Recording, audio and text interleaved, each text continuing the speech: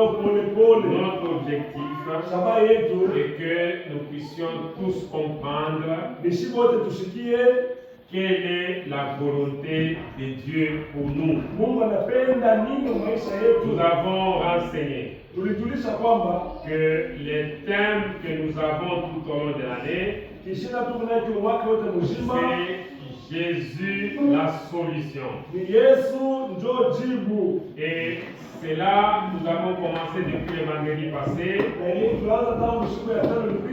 en donnant des éléments en rapport avec notre thème central. Samedi, nous avons insisté sur le fait que nous sommes héritiers de Dieu et co-héritiers de Christ. Alors aujourd'hui, je vais vouloir revenir sur Jésus-Christ et la solution en forme d'enseignement pour que nous puissions avancer ensemble. Alors, la base de notre enseignement, c'est le verset 16. C'est un verset qui est connu par les évangélistes. Et c'est ça même la base de l'évangile. Parce qu'il est écrit, car Dieu a tant aimé le monde. Donc là, nous voyons l'amour de Dieu pour l'humanité. Dieu est défini comme un Dieu d'amour. C'est par son amour que nous sommes en ces lieux. C'est par son amour que les différentes faveurs sont accordées à l'humanité.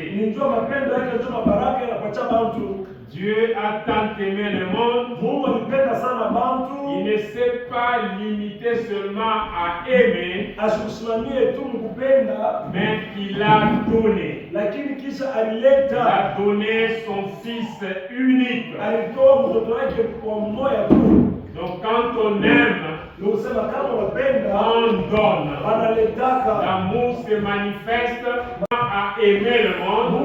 Il a aimé le monde et il a donné son Fils unique. Et la Bible continue en disant, afin que quiconque croit en lui ne périsse point, mais qu'il ait la vie éternelle. Et cette lecture, nous pouvons prélever plusieurs points. Le premier point, c'est l'amour de Dieu. Et cet amour de Dieu nous a poussé Dieu à faire un acte salvateur. Et cet acte-là, c'est l'acte de donner son Fils unique qui est Jésus-Christ. C'est ça le deuxième point. Donc le premier point, nous avons l'amour de Dieu pour l'humanité entière. Et le deuxième point, nous avons Jésus-Christ qui a été donné comme une rançon. Alors ces plans-là existent depuis que Dieu a rendu disponible le salut par son Fils Jésus-Christ. Cela existe. Mais pour que l'homme accède à cela, au niveau des enseignements que nous donnons, il faut que l'homme puisse croire qui provient de l'amour de Dieu. Dieu a aimé le monde, il a donné son Fils.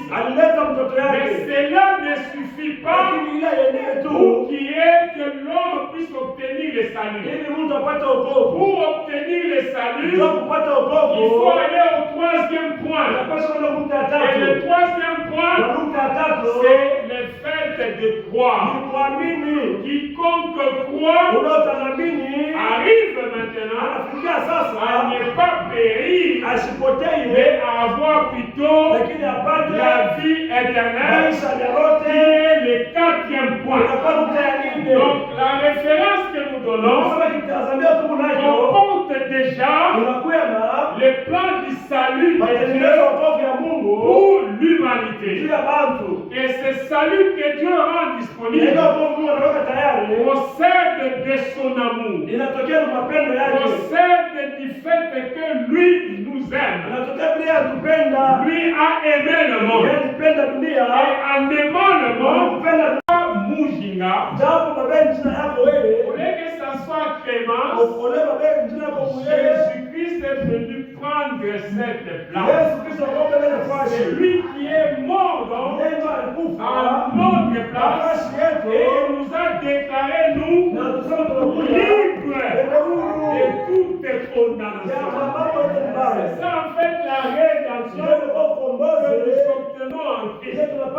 Donc ce sont des choses, quand on les enseigne comme ça, on peut peut-être ne pas arriver à comprendre la grandeur de cette substitution.